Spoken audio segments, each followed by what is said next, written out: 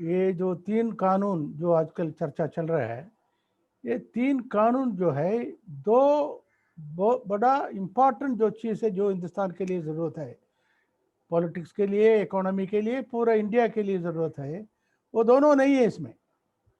एक है कि फार्मर सिक्योरिटी, किसान जो हमारा अन्नदाता है, वो जो हम रोज जो खाते हैं, उसका जो बना वो जो उसको प्रोड्यूस कर रहे हैं, उनका भी सिक्योरिटी नहीं है। जो खाना रोज खाते हैं, 100% पॉपुलेशन, 130 करोड़ पॉपुलेशन जो है, जो रोज खाना खाना पड़ता है, 1 बार 2 बार 3 बार, उनका भी सिक्योरिटी नहीं है। ये पता नहीं किसको सिक्योरिटी दे रहे हैं या किसके लिए कानून बनाया है। हमारा विचार में ये जो कानून है, जो कुछ बड़े पूंजीपतियों का, कॉर्पोरेट्स के लिए बनाया है, तो इसमें जो है फार्मर्स का भी सिक्योरिटी नहीं है, और कंज्यूमर्स जो रोज खाना खाते हैं, फूड ग्रेन्स कंज्यूम करते हैं, उनके लिए भी सिक्योरिटी नहीं है ना। ये दोनों चीज़ जो है, हम 1990 में 1990 में एक भारत सरकार ने, उस टाइम पे श्री वीपी सिंह प्राइम मिनिस्टर था और Chaudhary Devilal deputy prime minister और एग्रीकल्चर मिनिस्टर था। ये दोनों फार्मिंग के बारे में अच्छा उनको नॉलेज था, तो इन्होंने, उनको पता था कि फार्मर्स का इश्यू जो है और फूड सिक्योरिटी इश्यू जो है, उसको सॉर्ट आउट करना है। इसलिए उन्होंने एक कमेटी बनाया, हाई पावर्ड कमेटी, उसका नाम था high powered committee on agriculture policies and programmes. उसमें जो था, तो उसका नेता था, तो पहले का जो एग्रीकल्चर मिनिस्टर था भानु प्रताप सिंह, खुद ही एक फार्मर था, खुद ही एक किसान था। उनका मेंबर्स और भी थे, 3-4 बहुत मजबूर किसान थे। एक था राजस्थान का कुंभराम आर्या, पंजाब का हरदेव सिंह संगा, और आंध्र प्रदेश का शोभनीश्वर राव। ये तीनों फार्मर्स थे, प्रैक्टिसिंग फार्मर्स। और इसमें से मेंबर्स ऑफ पार्लियामेंट थे, पार्लियामेंट मेंबर थे। और शोभनेश्वर राव जो है, पहले उसके पहले एग्रीकल्चर मिनिस्टर आंध्र प्रदेश था। उनके बारे में, फार्मिंग के बारे में, खेती के बारे में बहुत ज्ञान था। मुझे भी उसका मेंबर बनने का, IAS ऑफिसर, एडमिनिस्ट्रेटिव मेंबर बनने का मौका मिला था। और इकोनॉमिस्ट था, और हरियाणा का था सूरजबान, चौधरी सूरजबान था, हरियाणा का भी फार्मर था, बाद में वो गवर्नर बना था। और उसके बाद इकोनॉमिस्ट था VM राव, और उसके बाद GR साइनी था। ऐसे इसका कॉम्बिनेशन था कि प्रैक्टिसिंग फार्मर्स, किसान जो असली खेती करते थे, इकोनॉमिस्ट, एडमिनिस्ट्रेटर्स, ये बच्चा कॉम्बिनेशन था। ये इस फार्मर सिक्योरिटी और फूड सिक्योरिटी को दोनों का जो बड़ा अच्छी तरह से विचार किया है, उसके बारे में इनके बाद उन्होंने कहा कि ये तो 2-3 किस्म का दाम, प्राइस फिक्स होना चाहिए। अगर किसानों को प्रोटेक्ट करना हो, और कंज्यूमर्स जो रोज खाना खाते हैं, फूड ग्रेन्स को कंज्यूम करते हैं, उनको प्रोटेक्ट करना हो, 2-3 किस्म का प्राइस फिक्स करके इसमें सरकार जो है कानून बनाना चाहिए। क्योंकि ये जो फूड ग्रेन्स जो है, ये जो मार्केट के ऊपर नहीं डाल सकता है। मार्केट पार्टिसिपेट कर सकते हैं, कोई नहीं है, ट्रेडर्स पार्टिसिपेट कर सकते हैं, और जो बाकी जो बिजनेस में है वो पार्टिसिपेट कर सकते हैं, मगर ना बड़ा स्केल में नहीं, पूरा देश का नहीं है, छोटा छोटा अपने हिसाब से कर सकते हैं, उसमें कोई इलाज नहीं है, कोई ऑब्जेक्शन नहीं है। मगर पूरा जो फूड ग्रेन्स को मार्केट के ऊपर डालने से सत्यानाश हो जाएगा। क्योंकि हिंदुस्तान जो है स्विट्जरलैंड नहीं है, स्वीडन नहीं है, अमीर देश नहीं है। यहाँ जो है 80 करोड़ 90 करोड़ लोग जो है अगले खाने का इंतजार करते हैं। They don't know where their next meal is going to come from. तो इसलिए उनको जो है फूड जो है क्रिटिकल आइटम है, बाकी चीज तो आप छोड़ सकते हैं। तो इसलिए गवर्नमेंट का प्रोटेक्शन तो 100% जरूरी है, फार्मर्स का भी जरूरी है। फार्मर्स को जो है, आपको आंकड़ तो देखा होगा कि 86-90% फार्मर है, स्मॉल मार्जिनल फार्मर्स है, 2 एकड़ 3 एकड़ और उससे भी छोटा, उनका भी प्रोटेक्शन चाहिए। तो इसलिए हमने क्लियरली कहा कि फूड ग्रेन का जो अन्नदाता है, जो प्रोड्यूस करते हैं, फूड ग्रेन्स को जो कंज्यूम करते हैं, उसके बगैर जिंदा नहीं रह सकते, उनके लिए स्टेट प्रोटेक्शन चाहिए। अभी कुछ इकोनॉमिस्ट जो बकवास कर रहे हैं, मैं इसे जान के बोल रहा हूँ, वो कहते हैं नहीं फूड ग्रेन्स नहीं हो तो इंपोर्ट कर देंगे, बाहर से ला देंगे। इतना ये बकवास तो मैंने पहले दफा सुना है। आप जो कार बने, लग्जूरियस कार बनाएंगे, वो तो 10 करोड़ का, करोड़ वाला कार हिंदुस्तान में बनाएंगे, और रोज खाने वाला चीज जो बाहर से लाएंगे। एक मुल्क कैसे एग्जिस्ट हो सकता है? Absolutely foolish. सो हमने ये कहा कि 3 किस्म का प्राइसेस फिक्स करना चाहिए, ट्रिपल प्राइसिंग।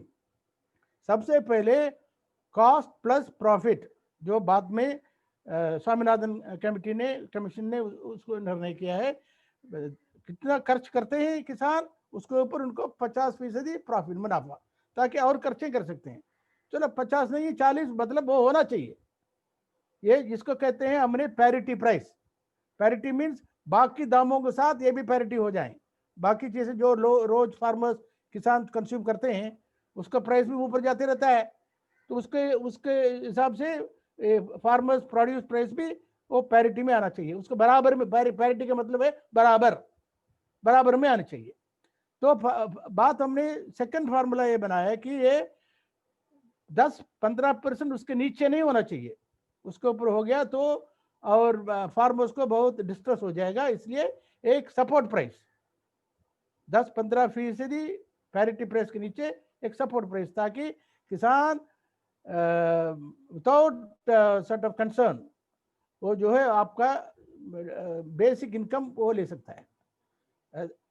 सो एक तो फार्मर्स को प्रोटेक्ट करने के लिए, दूसरा कंज्यूमर्स जो रोज खाना खाते हैं, ये 80% हिंदुस्तान लोग है, उसको प्रोटेक्शन उनको चाहिए। उनके लिए कहा कि इंटरवेंशन प्राइस, ये पैरिटी प्राइस है, 10 और 15% ऊपर नहीं जाना चाहिए। ये प्राइसिंग फार्मूला हम देके इसको इम्प्लीमेंट करने के लिए अभी हमने एक ब्लूप्रिंट दिया है। इसको इम्प्लीमेंट करने के लिए ये फूड कॉर्पोरेशन ऑफ इंडिया का बस की बात नहीं है। फूड कॉर्पोरेशन ऑफ इंडिया में बहुत करप्शन होता है, सारे ज़्यादा सब्सिडी जो है उनको जाता है। अगर 3 रुपया किसान को मिलता है, FCI का प्राइस 8 रुपया 9 रुपया उस टाइम पे था, मैं उस टाइम की बात कर रहा हूँ, 90 की बात कर रहा हूँ। अभी भी वही हालत है। जो मेन सब्सिडी जो है वो फूड कॉर्पोरेशन को जाता है। दूसरा हमारा ये था कि प्राइस जो कम कैसे होना चाहिए, फूड ग्रेन्स का जो प्राइस कंट्रोल में आना चाहिए, ताकि उसमें लिए तो फर्टिलाइजर कॉर्पोरेशन का भी मेन सब्सिडी जो है फर्टिलाइजर का, खाद का भी वो फैक्ट्रीज को और वो बिजनेस कंपनीज को जाता है, फार्मर्स को नहीं जाता है। ये दोनों स्ट्रीमलाइन करके हमने ये किया है कि फार्मर्स को ऊपर निर्भर रखो, फार्मर्स को ऊपर फेथ रखो, वो ईमानदार लोग हैं।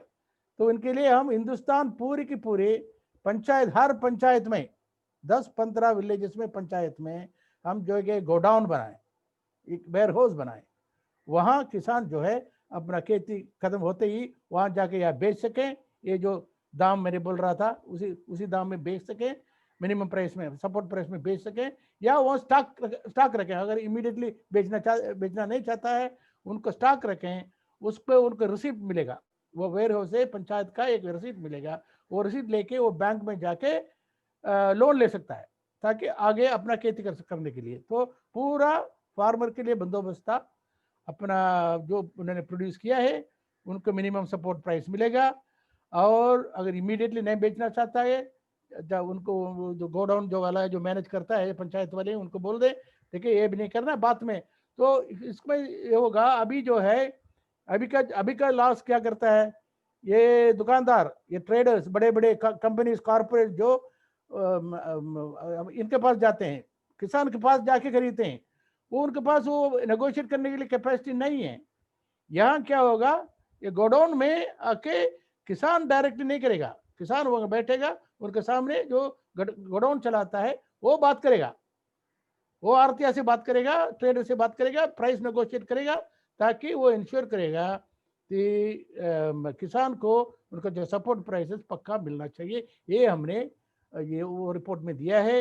वो उसको रिपोर्ट में सारे लोग काफ़ी अप्रिशिएट किया उस टाइम पे, मगर लागू नहीं हुआ है।